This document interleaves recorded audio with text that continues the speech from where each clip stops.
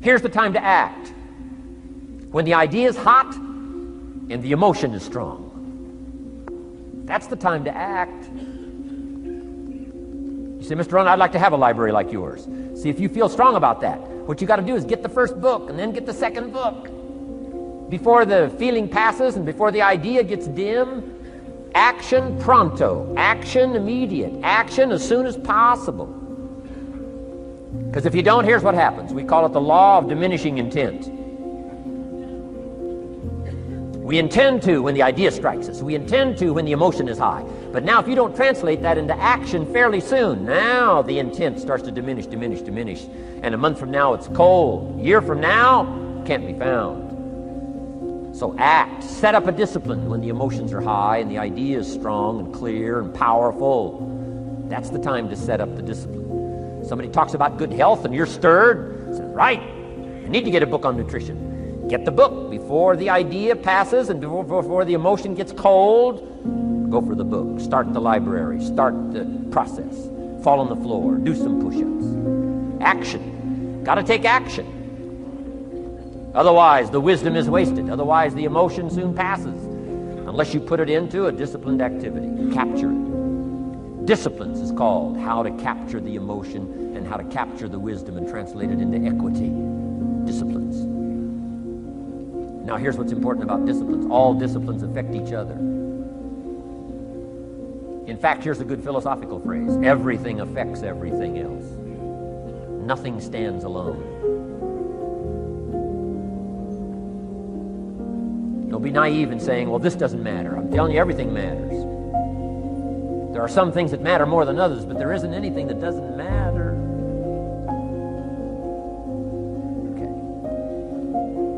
We all pity the man who says, well, this is the only place I let down. Not true. Key to take home. Every letdown affects the rest of your performance. Every letdown affects the rest.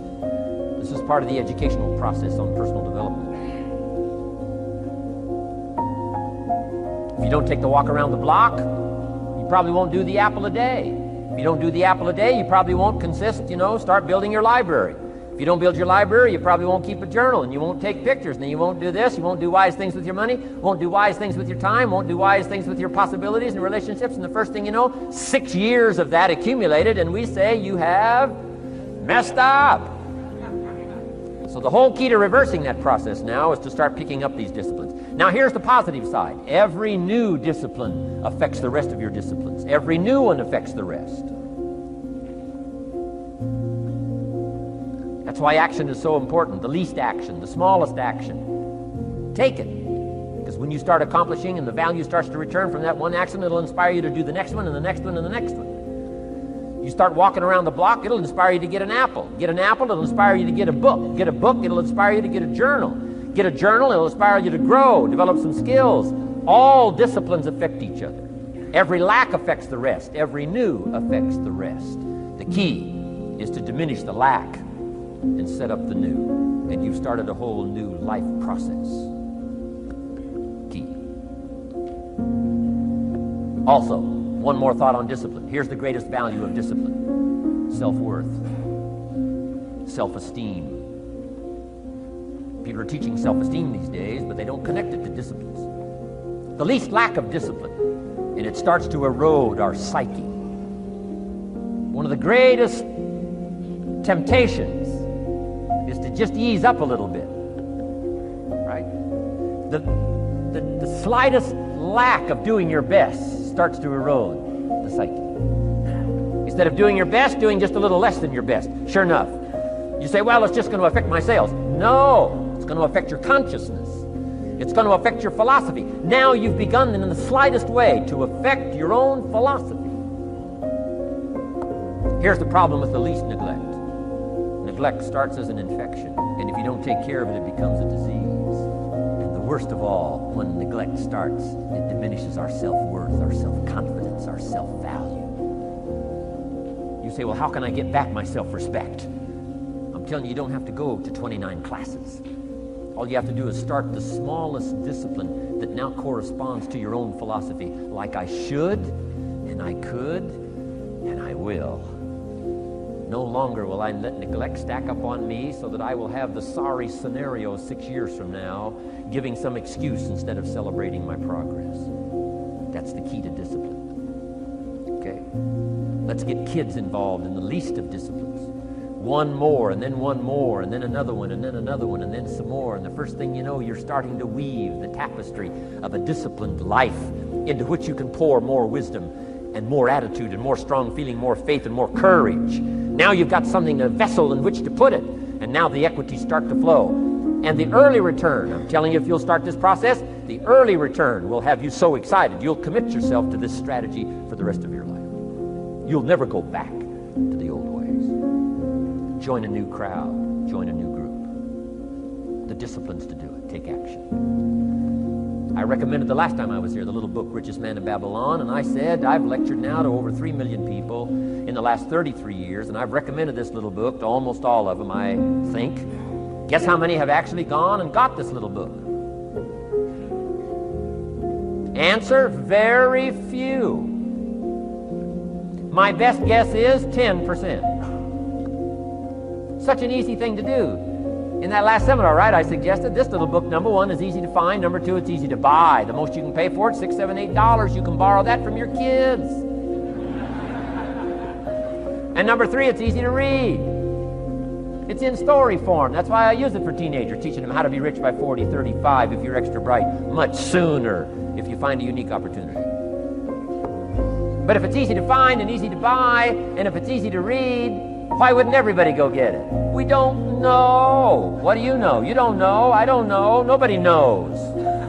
Here's how profound it is. Some do and some don't. Now here's the numbers. About 10% do. 90% don't or won't. We don't know the mystery of that. And I'm telling you, 10 years from now, those numbers will still be the same. 10% will, 90% won't.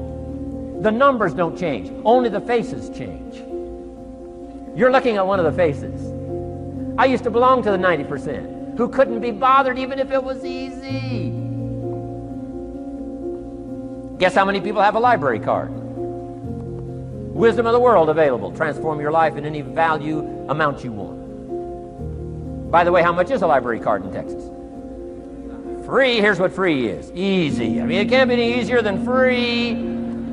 Somebody says, well, would you bring it by? Well, no. At least you got to go get it. No. Wisdom of the world available. Transform your life spiritually, socially, personally, economically, and every other way. Teach you how to be rich and powerful and sophisticated and healthy, influential. How many people have a library card? Answer, 3%. 95, 97% couldn't be bothered. Guy specializes in happy hour, but he doesn't have a card. And now readily and quickly blames the government and blames his company and blames policy and blames the pay scale. When if he only knew, if he joined the 3%, here's my advice to you today. Walk away from the 97%. Don't talk like they talk. Don't act like they act. Don't go where they go. Don't specialize in what they specialize in. Throw away the blame list they cling to. Start you a new life. You say, well, is it as simple as getting a library card and join the 3%? And the answer is, of course. Of course. That's how easy this stuff is. This is so easy. It's so simple. It's not complex. You don't need a 2,000-year-old guru. You don't need multi-track affirmations. I'm telling you, don't. Affirmation without discipline is the beginning of delusion. Key. Don't let somebody sweep you into some contrary way to nature itself says, unless you labor the miracle of the seed and the soil and the seasons and God and all the other stuff that's available, sunshine and rain, that's not available to you by affirmation. It is only available to you by labor. So labor well. Okay. Learn well. Discipline yourself well. And you can have all the treasures you want. This stuff's easy and simple. It's not ocean waves and seagulls. You don't have to move to Sedona where all the force fields come together in Arizona.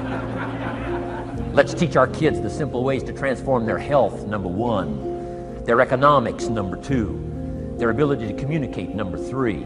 Their life and treasure and lifestyle, number four. Spirituality, number five. And the list goes on and on. Let's not leave out any of the least of disciplines that encourage us to do the next one, to do the next one, to do the next one. First thing you know, this whole scenario for you is spinning up instead of out of control on the negative side. This is all you got to do. It's as simple as this. It's as simple as a start, committing yourself to life change. And once you start down this road, I promise you, you'll join the 10% and the 3%.